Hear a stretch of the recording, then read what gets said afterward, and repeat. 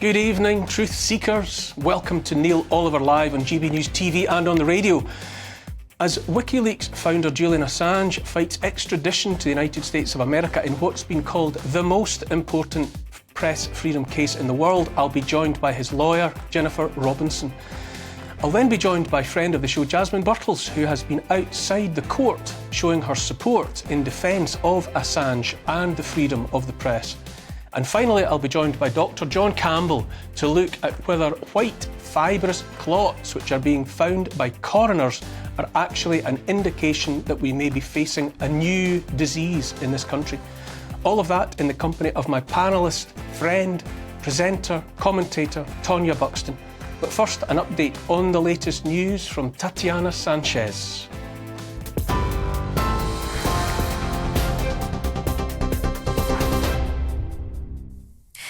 Neil, thank you very much and good evening to your top stories from the GB newsroom. Lee Anderson has been suspended from the Tory party. It comes after the former deputy chair said the London mayor had given the capital away and was controlled by Islamists. The Prime Minister was under pressure to react after Sadiq Khan said his deafening silence was condoning racism. A spokesperson for the party's chief whip says the MP was suspending for refusing to apologise for his comments. In a statement, Anderson said, "I fully accept they had no option but to suspend the whip in these circumstances. However, I'll continue to support the government's efforts to call out extremism in all its forms, be that anti-Semitism or Islamophobia." The UK has reaffirmed its commitment to Ukraine as the country's war with Russia enters its third year. £245 million has been promised to boost critical stockpiles of ammunition. The Defence Secretary says he's proud that since the invasion, the UK has trained 60,000 Ukrainian troops, adding that no one has done as much for Kyiv than the UK. Grant Shapps says the West will keep going for as long as it takes to fight Russian aggression. This is a package which will help to provide some of the artillery that's required, particularly on the front line, where Russia has really boosted their production levels. So it's massively important now that we stop Putin. It's going to cost us more if he came further, not least, of course, being terrible for our Ukrainian friends, but it would also be disastrous for the rest of the West. Shadow Defence Secretary John Healey says the war in Ukraine is a global fight. I think first to recognise that this isn't just Putin fighting on the battlefield in Ukraine. This is a diplomatic, economic and industrial struggle against wider Russian aggression. And we've got to have a broader UK plan to help defend Ukraine and defeat Putin. So that does mean tightening sanctions, as you say, closing supply chain loopholes and looking to seize the Russian assets that have been stolen to reconstructing Ukraine. It also means ramping up our military support. Meanwhile, the King and Queen have praised Ukrainians for their true valour. King Charles also says he's greatly encouraged by the efforts of the UK and its allies in supporting Kyiv at a time of suffering and need.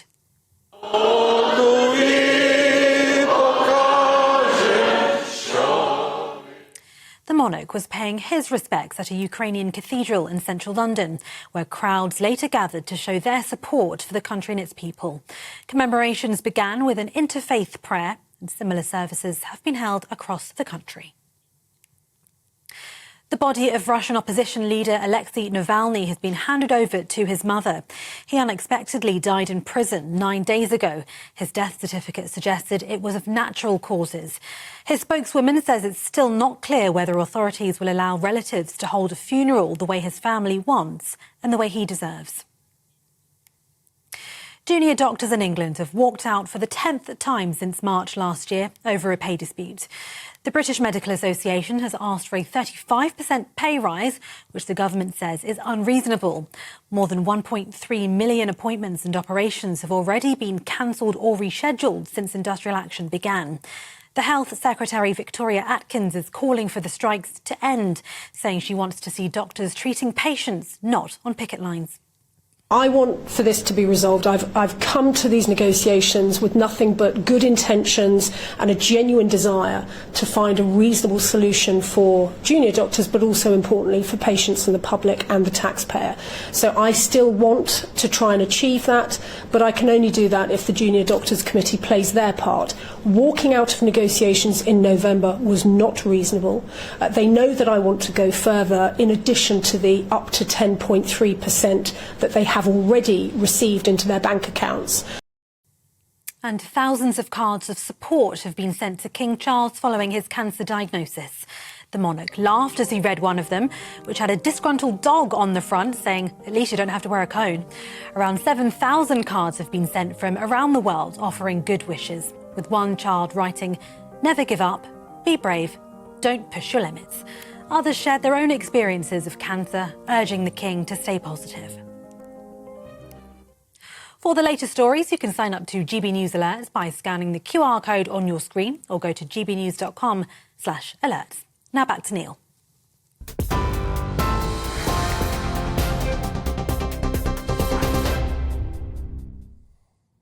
In the aftermath of the English Civil War and the execution of King Charles I, self-appointed scourge of government corruption Oliver Cromwell stood in Parliament and told the MPs sitting there, MPs who had been squatting in place for 12 years by then, "It's not fit that you should sit here any longer. You've sat here too long for any good you've been doing lately. In the name of God, go." So doing, he put them out and locked the doors behind them. That was April the 20th, 1653, 371 years ago. But I say the time has come again, that the day is long overdue, in fact, to be rid of the whole rotten lot of them. Really, the only question is whether we, the people, should pay for their taxes home one last time or just put them out on the street and let them get on with it. People ask me, what's the solution to the problem, though? I'll tell you where that solution is not to be found, and that's the next general election, or any other. Our democracy has been gelded and the uniparty is in control instead. As far as I'm concerned, to still be thinking a change of ruling party in that poisoned palace of Westminster will make any difference is the root of all evil. Switching colours, or just leaving them as they are, will change nothing. The creatures that have evolved to thrive there, to climb the greasy pole to power, have also made it a place from which no good can come.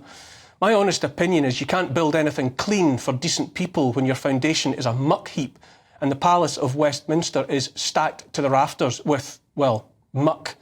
The fifth labour of Hercules was the clearing out of the mountains of muck from the Augean stables, and the hero had to divert 2 rivers to flush out the filth of years. That's where we are now, with no option but to flush clean and start over. We don't need these politicians. Dear God, save us from the mass of them. We need a torrent of truth to get rid. Last week we were treated to yet another sickening spectacle in that place. The Mother of Parliaments made a whore, the so-called opposition Labour Party leaning on the Speaker of the House, former Labour MP Sir Lindsay Hoyle, to give wriggle room to Labour MPs reluctant to back an SNP call for an unconditional ceasefire to stop the horror in Gaza. Without getting lost in the procedural minutiae of what happened, it looked to me like more of what we've been supposed to get used to in recent years, which is to say corrupt political parties, long since adrift from any honest mooring, any sort of care for people here, the people they're supposedly oath-bound to serve or care for regular human beings anywhere, are making up the rules as they go along to ensure they keep their handlers happy, those handlers being banks and big business, pure and simple. As always, the threats are not just here at home. In France, the government seeks to make it illegal to challenge the safety and efficacy of medical treatments promoted or mandated by that government. The wording of the bill, dubbed Article Pfizer by critics, is as slippery as a person might expect from slimy politicians. No explicit mention of the medical products pushed as vaccines, no mention of Big Pharma, just making it criminal to convince or encourage people to refuse so-called reasonable medical treatment. But the shadows of Big Pharma are unmistakable in the vision of those paying attention who have seen it all before. If the bill gets the signature of the French president, it will make the new crime punishable by up to 3 years in jail, a fine of €45,000. Despite the truth of harms caused being glaring now, so glaring that even the mainstream media can't ignore them any longer, and study after study making plain the damage done by the experimental gene therapies, We had to watch UK Prime Minister Rishi Sunak describe those products as unequivocally safe one moment, and then the next acknowledge the government scheme set up to compensate the thousands killed or injured. Over and over, it's the same. All those politicians care about is their puppet master's bottom line. To hell with the health and well-being of the people they are notionally elected to serve. What matters, all that matters, is safeguarding the profits of the transnational corporations that are the destination of anyone following the money. And as always, what slithers into law in one domain will surely slime its way onto the statute books of the rest, so that what's happening in France might soon happen elsewhere and then everywhere. All of this has its roots in 2016, when pesky people in Britain voted for Brexit, and then, on the other side of the Atlantic, more pesky people voted for Donald Trump. Those happenings were what you might call glitches in the matrix, dangerously off script for the powerful, not supposed to happen. For the first time, and you can be damn sure the powers that be were instantly determined it would be the last time, the democratic will of the people in the UK and in the US defied the intentions of those that thought they had shaped the world in their image and so had it all under control. It was an almighty shock to their system, and so bloody-mindedly they set about quickly finishing the job of rigging the game in their favour. I say everything since, from the so-called pandemic onwards, has been the punishment beating we were seen to deserve. Co-director of the Foundation for Freedom Online, Mike Benz, recently alleged that all of 7 months before the US elections in 2020, intelligence agencies there, in collaboration with big tech platforms all around the world, set in place the means to censor anyone online questioning the safety of mail-in ballots, that process by which people vote in advance. I say again, Mike Benz's research seemed to show that 7 months before the last US election, the US establishment, aka the intelligence military-industrial complex, was demonstrably worried people might be suspicious about a Biden election win seen to have benefited in disproportionate volume from mail-in votes. And so, he says, tech platforms around the world were tweaked so that at a stroke, tens of millions of posts online casting doubt on the legitimacy of mail-in ballots could be censored into oblivion. Benz insists the US establishment set about writing it into law that elections were as much a part of the critical infrastructure of that nation as the power grid, so that anyone asking questions about the legitimacy of the system in place to make elections happen was potentially guilty of nothing less than a cyber attack, which would mean that in the United States, a person posting on social media that they don't trust mail-in ballots is open to conviction of cyber terrorism, just by saying as much online. Let me say again, they, and by they I mean the establishment, those that collectively have their hands on the levers of power, are as busy as little bees, and what they're busy doing is making up the rules as they go along, in open defiance of the will of the people. They are everywhere. In the World Health Organization, they are pushing through changes to the Pandemic Preparedness Treaty to give unelected, unaccountable bureaucrats the power to insist member states, like the UK, do what they say in relation to climate, disease and much else besides, and not what we the people say via our elected governments. One world government writ large. Mandated medical procedures, anyone? Submission to lockdowns demanded by the WHO? Lockdowns to deal with climate change? All of those and more are coming down the line.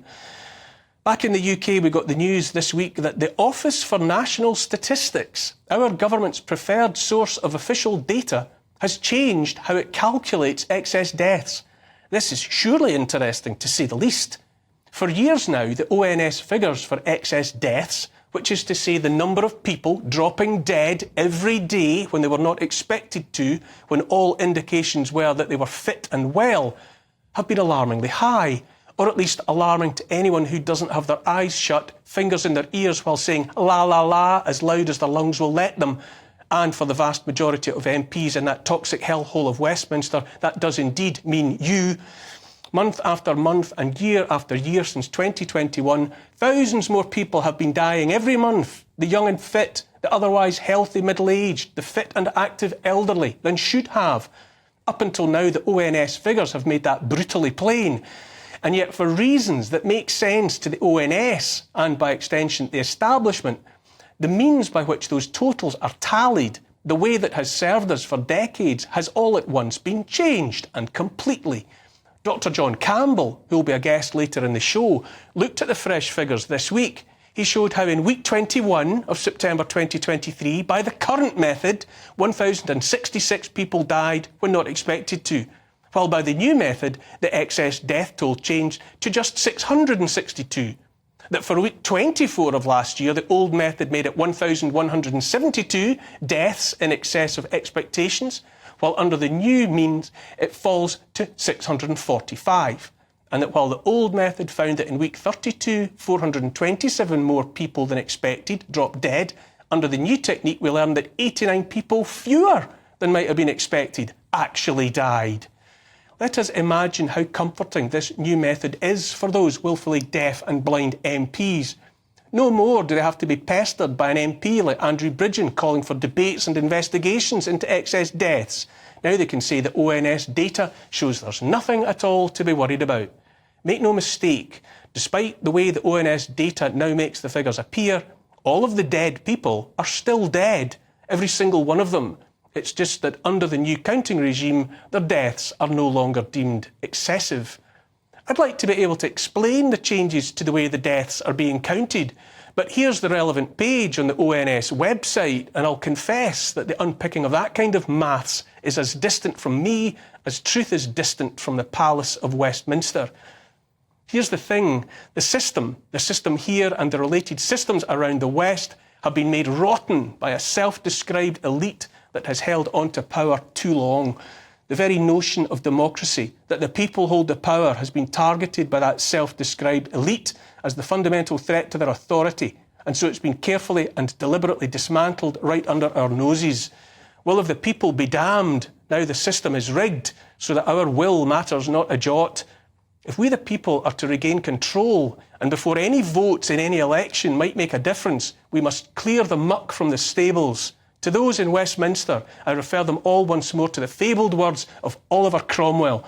You've sat there too long. In the name of God, or if you prefer, in the name of all that's good, just go.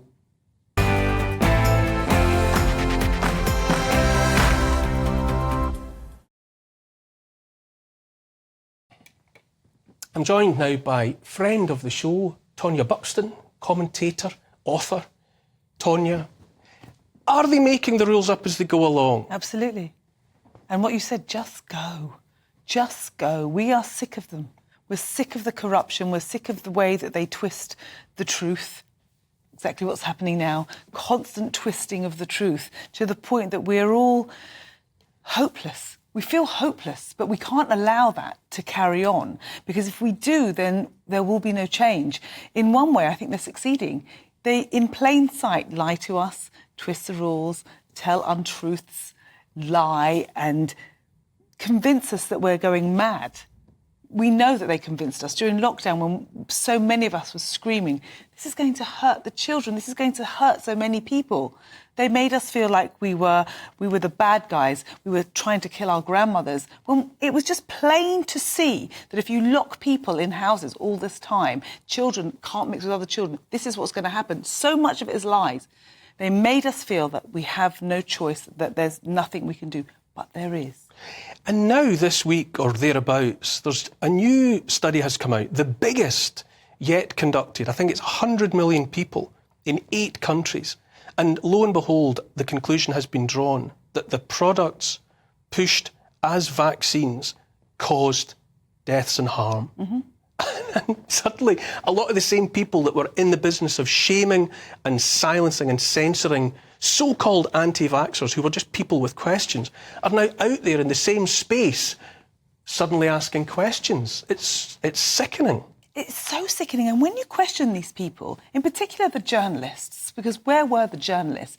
They say, yes, but we were given a narrative, an agenda, we had to follow it. And I was like, but you're journalists. It's your job not to do that. What happened during that time? Because I don't think they're all bad, sinister, corrupted, conflicted people. But just somewhere along the line, they lost themselves. And of course, in the case of Julian Assange, which is live now and that we're going to discuss in a moment, the journalists were shown what will happen to journalists that tell the truth. Mm-hmm. Well, that's what he did. He published undeniably true information. And for that, a crime's being created. He is in prison for being a proper journalist. How can that be? How can that be in Britain? How can that be happening in the free world? We will consider answers to those questions after the break. Julian Assange has indeed launched his final appeal against US extradition. Lawyers for the WikiLeaks founder have told London's High Court he faces a flagrant denial of justice. I'll be joined by one of them, Jennifer Robinson. Don't go anywhere.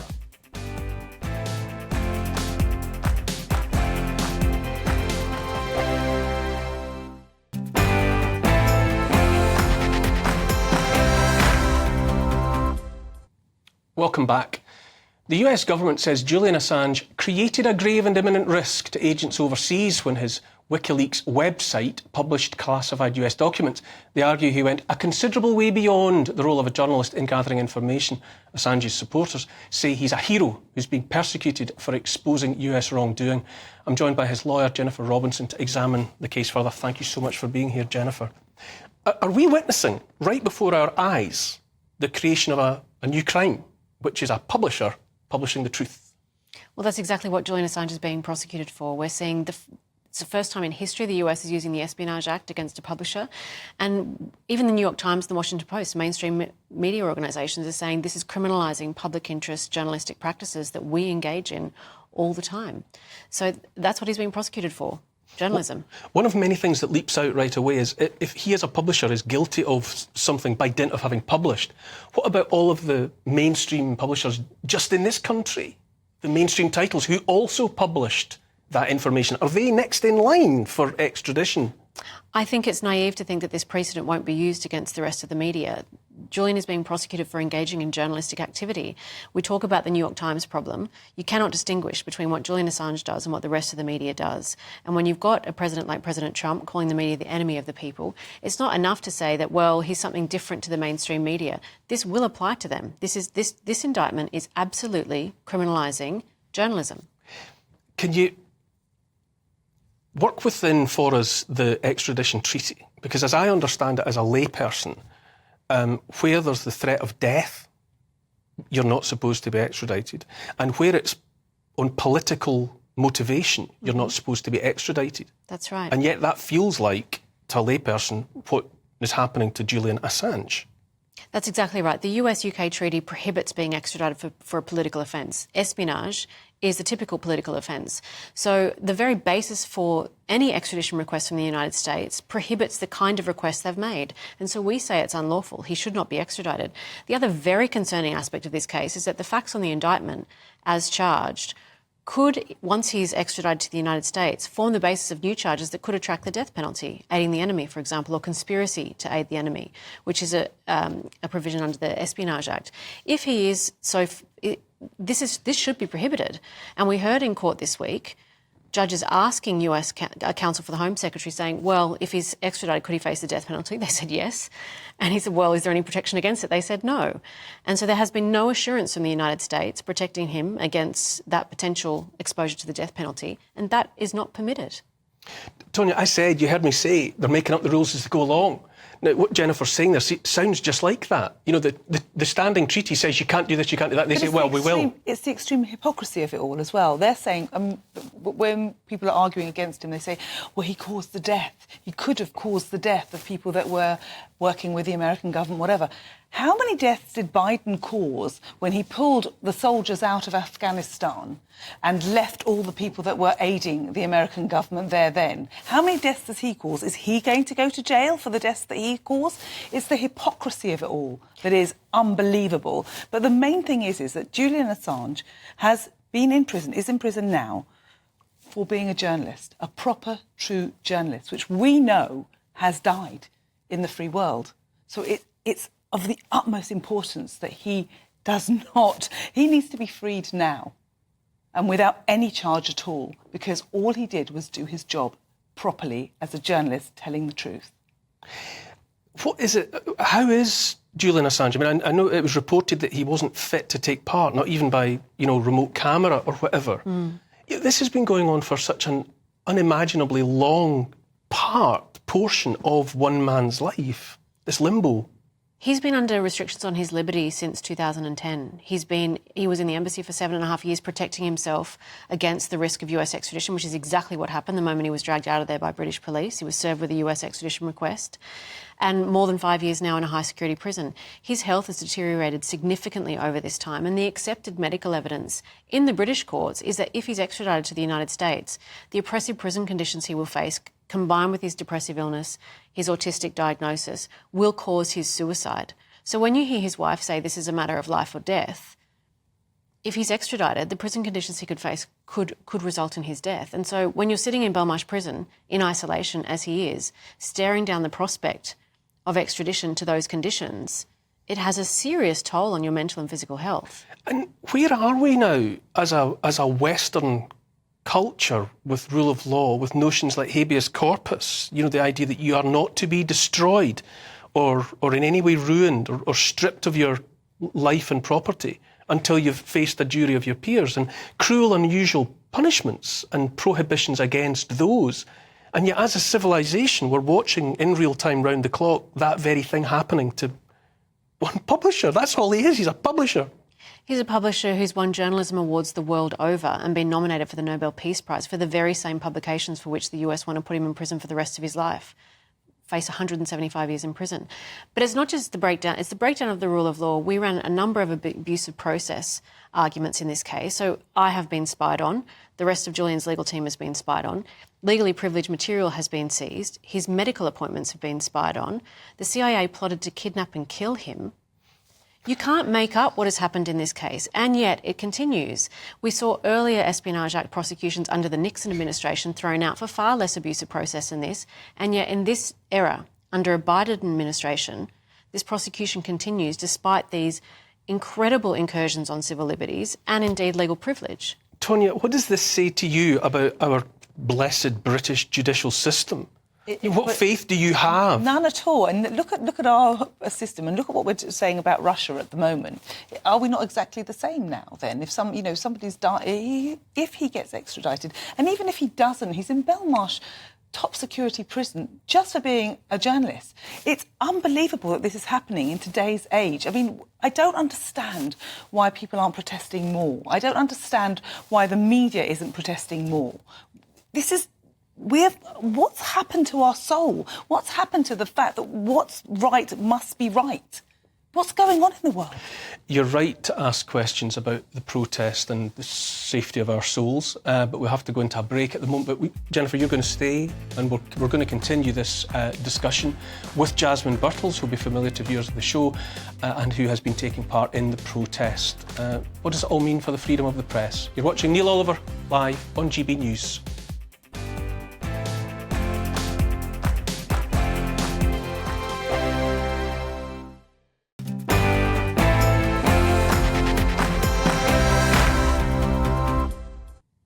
Welcome back. Allegedly, Julian Assange put lives at risk by releasing classified US documents and should be extradited to face justice. A High Court hearing has been told. But what is he really guilty of, and what does it all mean for the rest of us? Joining me now is staunch supporter of Assange and all he stands for and by.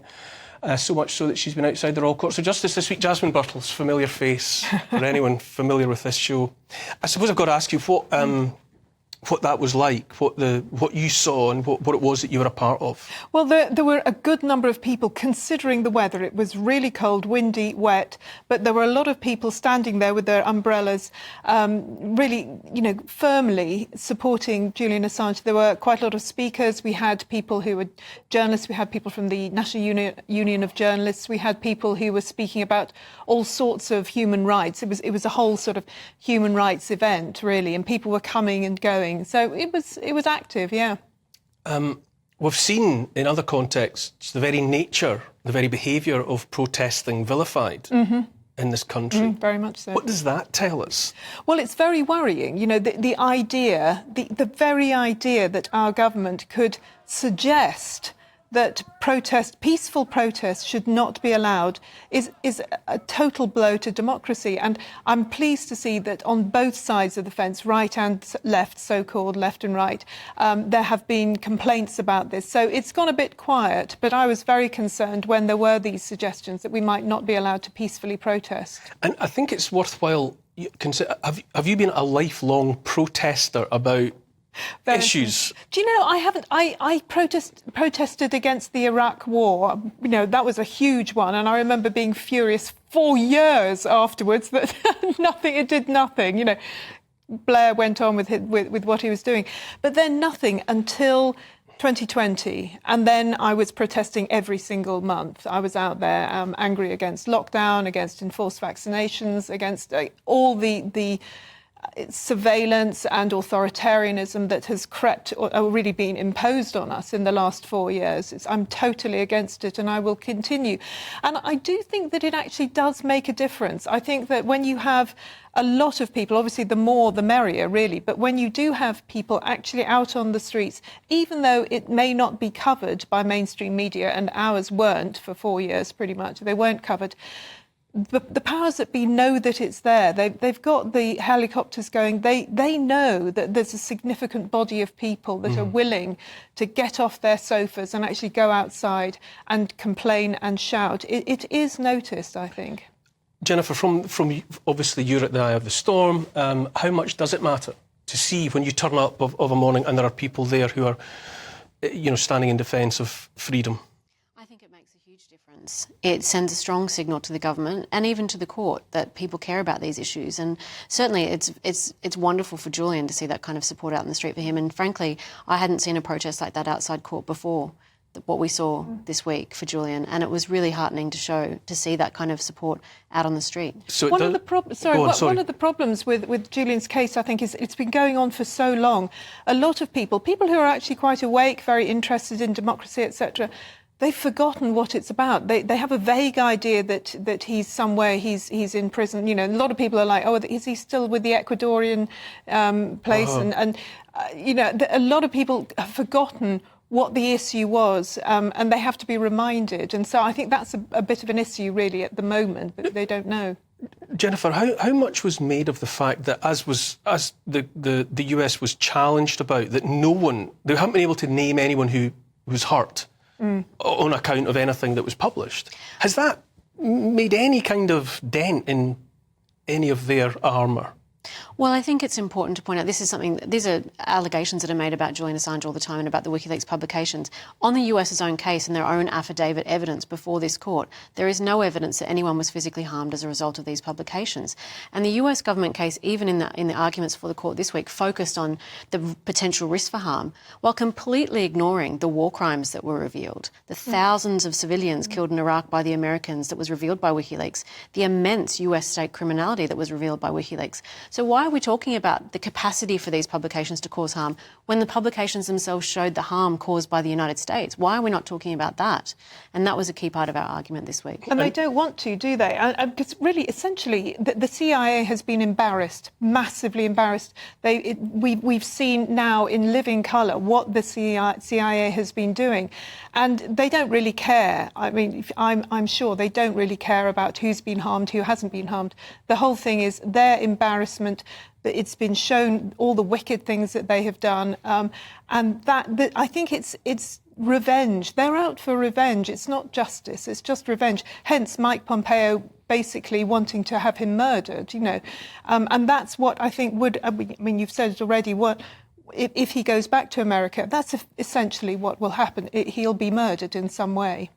Tonia, we should just be ashamed of ourselves, really, shouldn't we? That this is happening here on our watch. But the point is that thousands of people were murdered because of American actions, and the CIA were behind most of it. Why are the CIA not being disbanded? Why are they not being drawn up in front of a court of the people that should be judging them for their behaviour that they've allegedly been doing on our behalf? Why? What they're trying to do is subterfuge, isn't it? Don't look at what we've done, look at what this guy's done. And then they made up all these other things about Julian Assange that they got into the press. It's so sinister. It's so sinister that we don't have truth anymore, and that lying and harming people and going into wars we shouldn't go into, interfering, us good guys, we are the barometer of democracy, we are the way people should be. We're not. We have become the bad guys, and we need to identify that, and we need to change it. And by allowing Julian to go home, to go back to Australia, that's one step towards doing that. Yeah. I know I'm not going to ask you to predict anything and preempt anything, but what are the choices, so to speak? What are the range of outcomes that we might see? Well, this is an application for permission to appeal, so the judges could grant permission, and then we'll be in the appeal process here in the British courts for however long, another year or two. If we're unsuccessful, the Home Secretary will order his extradition. There's no further domestic appeals, and we'll be then left to apply to the European Court of Human Rights. We're prepared for that. We have an application ready to go, and we believe we have strong grounds to go to Europe, and that the European Court ought to order provisional measures to stop him from being extradited. In that event, would your declared intention to appeal to the court in Europe keep Julian Assange here, or would the extradition happen at the same time as you sought to pursue it into Europe? If the European Court orders provisional measures, the British government has an obligation to keep him here until such time as the European Court makes its decision. But why can't he be on house arrest? I mean, ultimately, he's been in prison, a high-security prison, which he's doing time for telling the truth, which is mind-blowing. He's doing time for telling the truth. At least if he's going to do that, why are they not allowing him to be under house arrest? Why does he have to be treated like he's some vicious rapist, murderer, paedophile, where he's in top security? Why? Is he regarded as some sort of flight risk in the event of not actually being behind bars? Our bail applications have so far been unsuccessful because of the history of him going to the Ecuadorian embassy. This is the stated reasoning of the judges, that he's gone to the Ecuadorian embassy to seek asylum. They say fled British justice. This case has gone on so long. It's disproportionate to keep him in prison this long. He's got a wife and 2 little kids in this country. I think that this justice would be served by allowing him out of prison while we exhaust our remedies available here. Of course, you know, the British government essentially is the lapdog of the American government. I mean, we know it, we see it over and over, and I do feel that this is an entirely political event. The British government is just behaving in the way that it thinks America wants to do, or is being told by America that, you know, what they want them to do. And this, I'm sure, is a worry for you, Jen, that you're concerned that there will be pressure on the judges here to just do essentially what America, the CIA, wants them to do. Well, I certainly hope the British judges would show the independence that our system is famous for. My concern is that, you know, we have the Australian government support. My concern is trying to get him out and to get him home to Australia. The Australian government is now with us and is raising this matter with the United States. And I would like to think that the United States will start to listen to Australia. We're in a special relationship. I'm an Australian citizen. We're in a special relationship with the United States. Our government has said we want this to come to an end. We want him to come home. So my hope is that America will start to listen. The world is watching. That's perhaps the most we can say. Jasmine Birtles, Jennifer Anderson, and Tonia, who's going to stay with me. Thank you so much for your contributions this evening. Keep us up to date, if you will. Thank you. On to another break, after which I'll be speaking to Dr. John Campbell to discuss findings from recent autopsies which may indicate we have a new and so far unknown disease amongst us. Don't go away.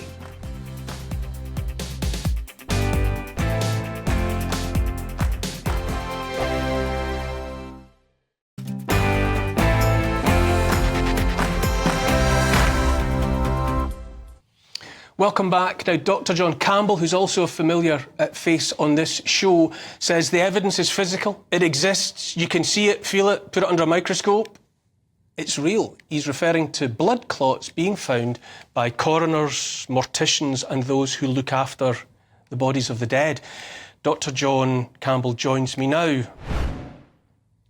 Hello, John. Thank you for making time. Always a pleasure, Neil. Thank you. What are we looking at? What are we seeing? And I think we have footage and imagery to give people a glimpse. It really is like something out of a low-grade novel, Neil, isn't it? You've got this new or apparently completely new pathology being found in dead bodies around the world. And we know that these have been found, these strange, mysterious, long, rubbery white clots have been found in bodies in the United Kingdom, the United States, Canada, New Zealand, Australia. Now, I've actually heard about these some time ago, but I didn't realise how abundant they were. And then I was interviewing Major Tom Haviland, who's a data analyst in the States. And he's actually reached out to 269 embalmers with an average of 15 years experience each. embalming about 100 bodies a year on average per person. And in the year 2023, 73% of these embalmers have observed these strange, white, stringy, rubbery clots. Really quite incredible. And if you take into account the embalmers that didn't see any, it was still in 20% of the dead bodies. And it seems to be pretty similar in the United States and in the United Kingdom. And we really don't know what these are. These are a new pathology. And as you said in the introduction, this is real. It's not a bad story.